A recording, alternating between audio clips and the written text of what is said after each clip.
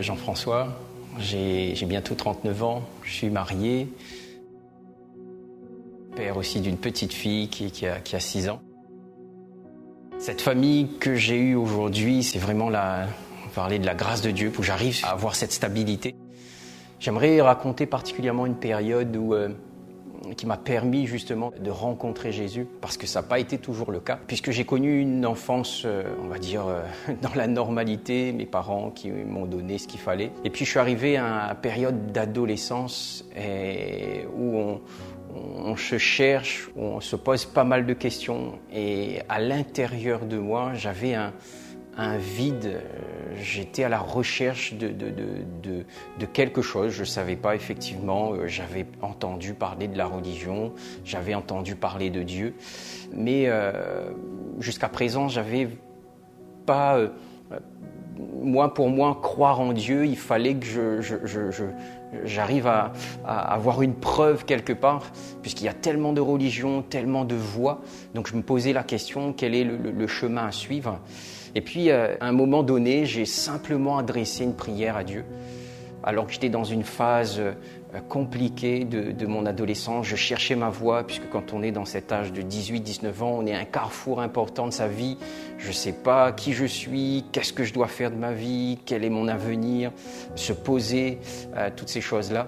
Et je me suis adressé simplement, sans croire réellement à la portée de cette prière, je me suis adressé à Dieu en disant « Mais Dieu, si tu existes, prouve-le-moi ».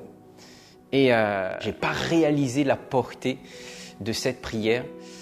Un beau jour, alors que j'étais à l'université avec un ami, on avait l'habitude de s'attendre pour prendre le bus. Et donc mon ami, lui, il part avant moi, donc il arrive à l'université avant moi, donc il m'envoie un petit message en me disant que je suis à la cafette, je t'attends. Lui, en m'attendant, il s'est mis sur une table. Et sur cette table-là, il y avait des jeunes qui avaient oublié un journal. Et ce journal parlait de Dieu. Fait qui n'est pas tellement courant. Mais donc il arrive, il me dit « JF, j'ai un journal là qui parle de Dieu et on a même la possibilité d'avoir, en envoyant un petit coupon réponse, d'avoir une Bible gratuitement. » Je lui dis « Vas-y, envoie. » Et puis, mais pas plus d'intérêt. Et puis quelques semaines après, il reçoit cette Bible et en même temps une invitation pour écouter l'Évangile. Et puis là, il me propose d'assister avec lui. Et c'est à ce moment-là que j'ai vu la providence de Dieu, puisqu'aujourd'hui, avec le recul, je peux parler de ça.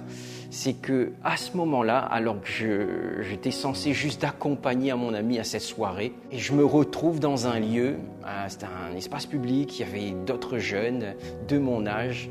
Ce qui m'a interpellé, c'était la joie. Quelque chose qui m'a interpellé, cette joie profonde, véritable. Et puis, à ce moment-là, j'assiste à la réunion. Et là, j'entends un message qui va comme une flèche, qui va venir percuter mon cœur. Ça va transpercer ma vie à un tel point où je me suis souvenu de cette prière que j'ai faite, parce que j'ai entendu cet homme qui prêchait, qui disait que quelqu'un effectivement qui est dans cette salle s'est adressé à Dieu et cherché l'existence de Dieu. Sache que Dieu a entendu ta prière. Et puis là, j'étais dans cette réflexion, me dire, est-ce que c'est une pure coïncidence ? Est-ce que c'est un hasard ? Ou est-ce que c'est Dieu qui me parle réellement ? Et à ce moment-là, je me dis que c'est vraiment Dieu qui me parle à travers de la bouche de cet homme.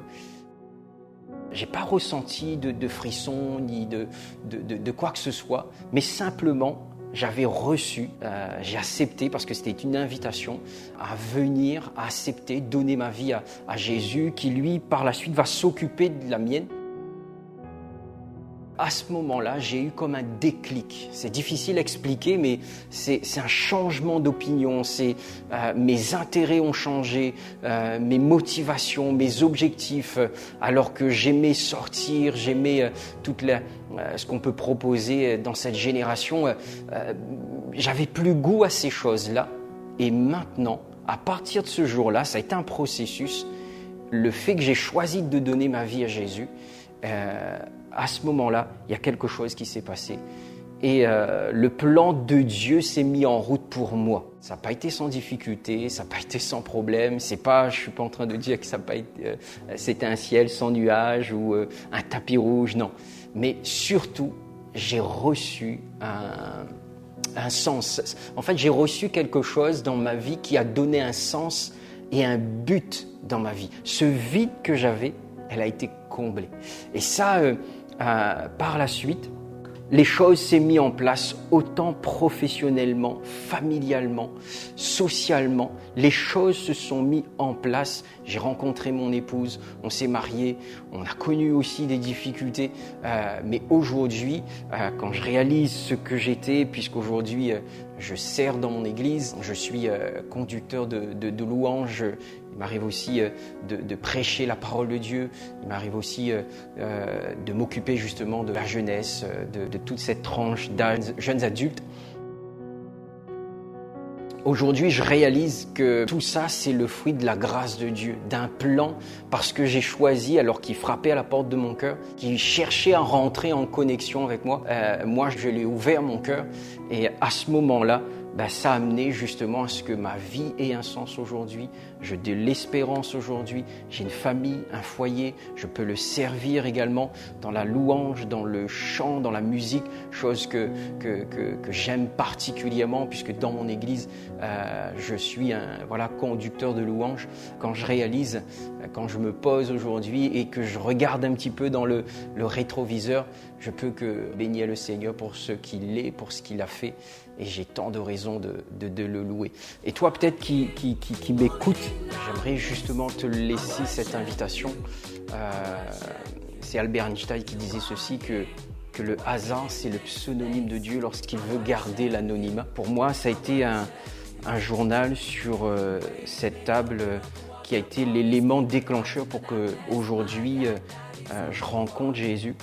Et toi qui regardes cette vidéo, qui regardera cette vidéo, toi qui vas être derrière ton écran, je crois aussi qu'il n'y a pas d'hasard avec Dieu et qu'il est capable aussi par ce simple témoignage, par ce partage d'expérience, de permettre toi aussi, si tu désires pouvoir le rencontrer, bâtir aussi ta vie sur quelque chose de sûr et de solide. C'est ce que Jésus m'a proposé, puisque Jésus ne s'impose pas, il se propose, parce que la Bible nous dit qu'il frappe à la porte de notre cœur et que si aujourd'hui nous entendons sa voix et que nous n'endurcissons pas notre cœur, il fera un plaisir d'y entrer.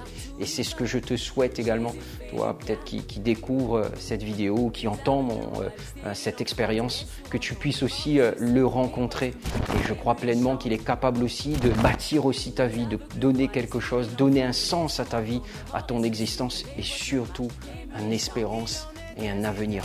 Voilà en quelques mots ce que j'ai vécu et ce que je te souhaite également à travers ce simple témoignage. Que Dieu te bénisse. Ça va durer, je sais que ce que tu m'as dit, tu le feras certainement, car jamais tu ne mens. Je ne peux pas douter de toi, tu es mon Dieu tout puissant, ta fidélité est sans fin, tu t'étais promesse. You are here, moving in our midst. I worship you, I worship you.